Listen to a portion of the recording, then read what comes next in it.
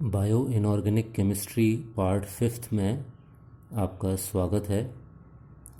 Last lecture में हम role of calcium in biological systems study कर रहे थे।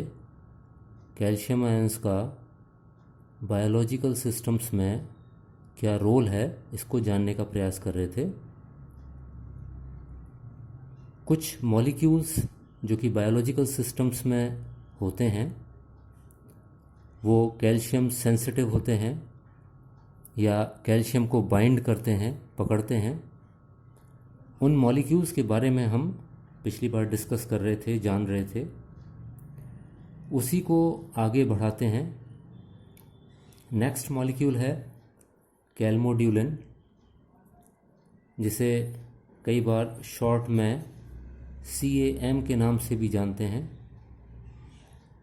कैल्मोड्यूलिन अगेन एक मॉलिक्यूल है जो कि कैल्शियम सेंसिटिव मॉलिक्यूल है और ये कोशिका में या सेल्स में पाया जाता है। स्मूथ मसल सेल्स में ये कैल्मोड्यूलिन मॉलिक्यूल पाया जाता है। हमारे शरीर में 3 तरीके के मसल सेल्स होते हैं।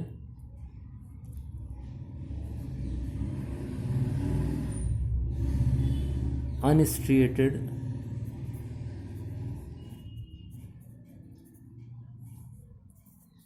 Striated and cardiac muscle cells.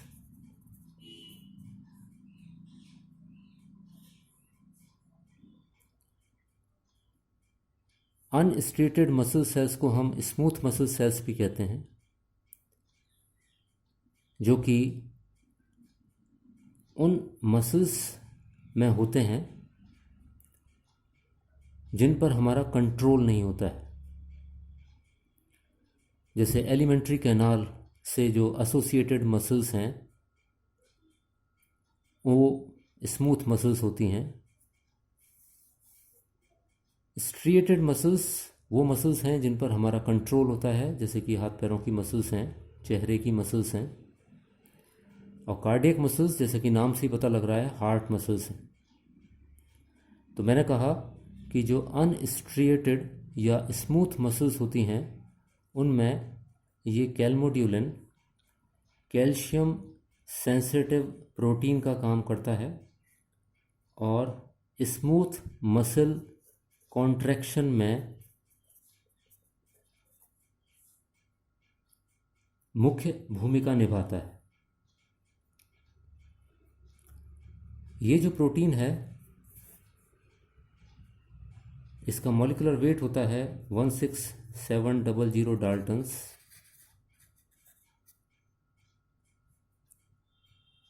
ये 148 अमीनो एसिड लॉन्ग चेन है और इसका स्ट्रक्चर ट्रोपोनिन C, जिसको हम पिछले लेक्चर्स में डिस्कस कर चुके हैं, उसकी तरीके का होता है। इसमें लूप, हेलिक्स, लूप, इस तरीके से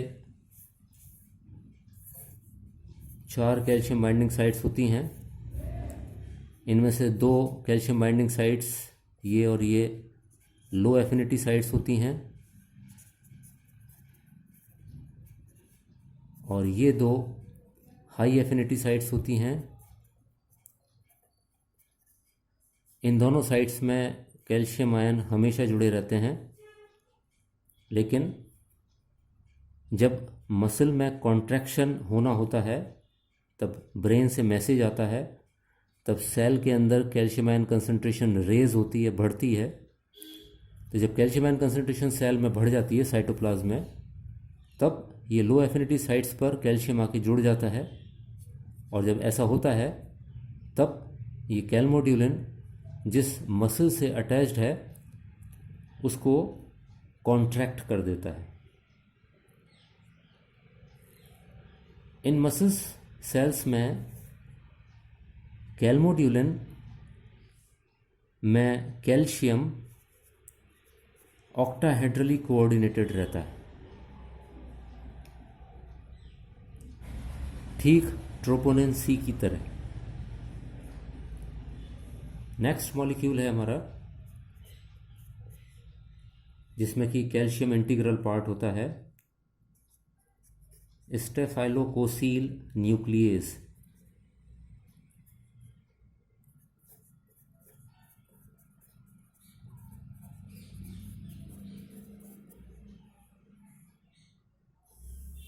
स्टेफाइलोकोसील न्यूक्लियस जैसा कि नाम से ही पता लग रहा है, ये एक एंजाइम है, ऑफ कोर्स प्रोटीन है।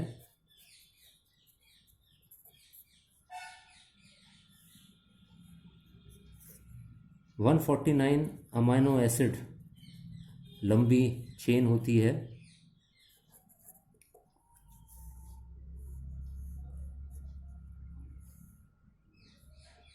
न्यूक्लियस यानी आरएनए और डीएनए के हाइड्रोलाइसिस में ये एंजाइम प्रोटीन काम करती है,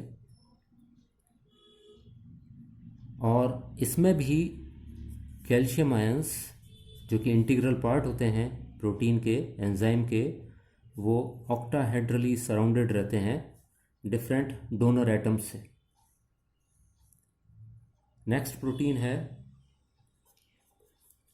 कॉनकेवलिन ए।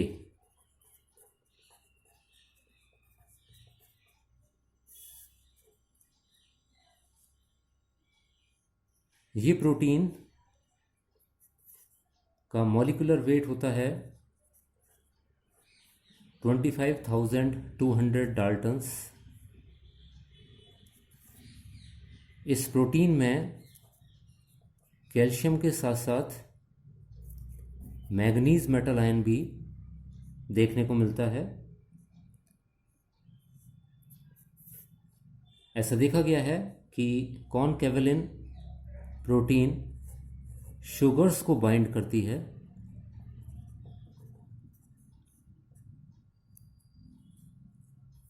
शुगर से मतलब यहाँ पे कार्बोहाइड्रेट से है। नेक्स्ट प्रोटीन है थर्मोलाइसिन।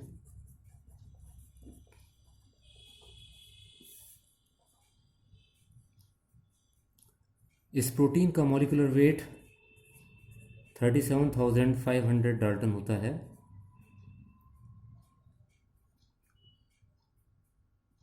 हमें मालूम है कि जब प्रोटीन्स को गर्म किया जाता है तो एक पर्टिकुलर टेम्परेचर के बाद प्रोटीन का स्ट्रक्चर चेंज होने लगता है और फिर वो प्रोटीन यूज़लेस हो जाती है। फॉर एग्ज़ाम्पल, अंडे को अगर गर्म करते हैं, एग, तो उसकी जो प्रोटीन होती है, इनसाइड प्रोटीन, वो डीनेचर्ड हो जाती है और अब वो अंडा जिस पर्पस के लिए बना था वो पर्पस सॉल्व नहीं कर सकता है या वो काम नहीं कर सकता है।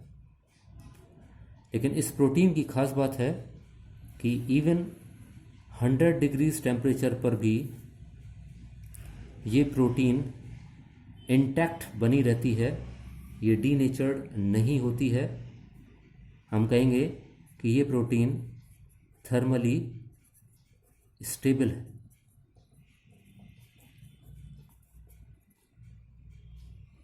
ये प्रोटीन थर्मल बैक्टीरियाज में देखने को मिलती है।